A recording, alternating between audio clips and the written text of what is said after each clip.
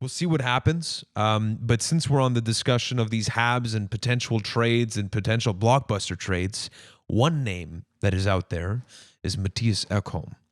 Now, we spoke about the defense of the Montreal Canadiens not necessarily having the support that they need apart from Jeff Petrie right now.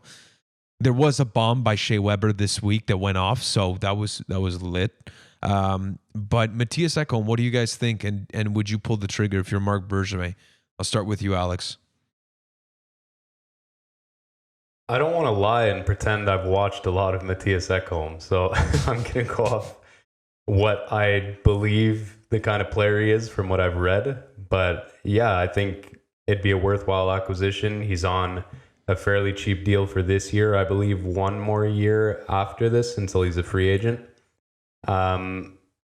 But yeah, like this juggling of either second or first line pairing D-man to partner Weber. It'd be great to have a guy like Ekholm who's played with guys like Roman Josi or Ryan Ellis in Nashville, who's shown that he can be a complementary piece on the first pairing or a very, very good D-man on the second pairing. Has that offensive ability. I think he's in the 30, 40 point range pretty consistently. And like I said earlier in the show, this lack of offensive help from the defense, I think, is a big part of our lack of success in the recent weeks. Petrie can't do it all on his own, especially with Weber slowing down. So I think it's something that's definitely worth looking at, especially if Nashville wants to move him, right? Like, you're not trying to fetch a player that the team doesn't want to move. So yeah, I think it's definitely worth looking at. Yeah, I agree that it's definitely worth looking at. It doesn't really depends on what we would send over. I know they said they're looking for a roster player, so it depends what they really need. I guess they kind of what does Nashville need? Like everything. I think Nashville has to give up at this point and try again. That's the thing that scares me about that is they're probably looking for like a young prospect or a young player at least. So it's like, if you're looking at that, I'm kind of reluctant to make this kind of trade. But I do agree that like what Alex said, like the problems are that like Ben Sherratt came up huge last year and scoring some goals. Like he had, I think, like 8 goals on the season or something. And he produced pretty decently offensively.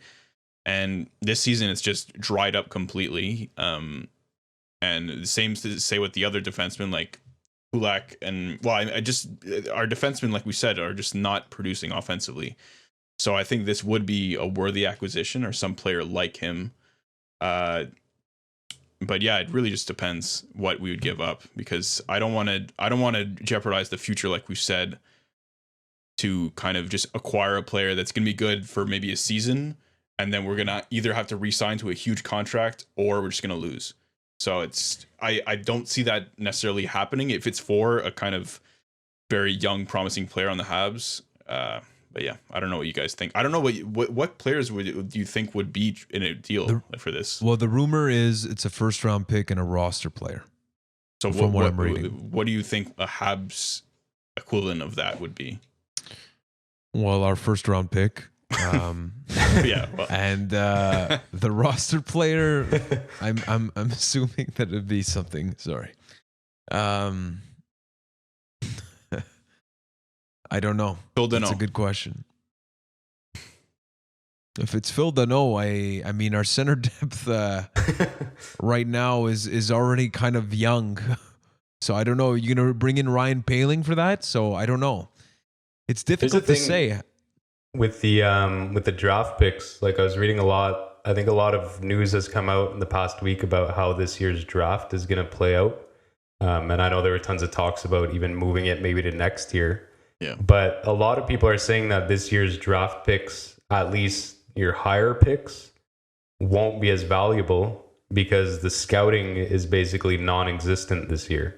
Yeah. Like obviously there's those studs who have been projected to be first, second, third for a couple of years now. But when you start looking in that 5 to 15 to 20 range, if you can't see these guys play this year, how do you really know who to lean towards, who you're going to pick, right? So I could see a first round pick being moved. I don't think that's like a big jeopardizing the future play by Bergevin. I think we have 14 picks this year. So especially in a draft that's more of a crapshoot is the word that a lot of people are using.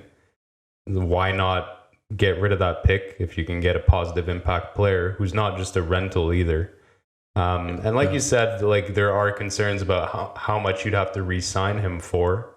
But I think he's pretty similar to a guy like Jake Muzzin, who got, I think, a fairly fair deal, either just under 5 million or just over 5 million, which I think is pretty reasonable for a guy who puts up almost 40 points as a D-man. Roster player, like you guys didn't really know. I don't really know either. I don't see why Nashville would want a guy like Tatar or Danault, let's say. To me, it seems like Nashville has to try somewhat of a rebuild or just try something new. But yeah, I think I 100% think that Bergevin is looking at it. I'd be very surprised if he's not. Well, I don't know why they would take a player like maybe even Armia right now with the way that, you know, he's playing, which has been pretty non-existent as well. That's a name that would come to mind that I'd be okay with. Obviously, if I'm okay with it, it's because it's not much is happening right now for the Montreal Canadiens.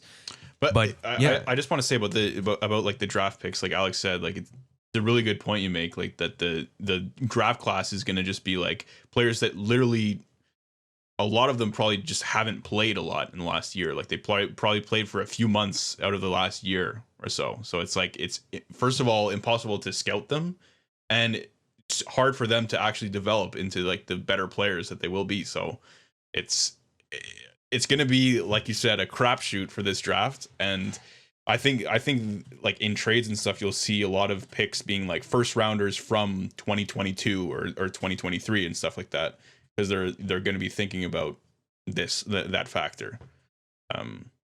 So like you said, like, yeah, it could be good to give away like our first round pick for this year for this draft, but I think teams will kind of be aware that it's not going to be as valuable, like you said. Mm-hmm. Correct. All right. Well, we'll see what happens with Matthias Ekholm. There's also another name out here is David Savard. So again, to be seen if Marc Bergevin is looking to fix some of the woes here of the Montreal Canadiens that have been, you know, plaguing this team as of late.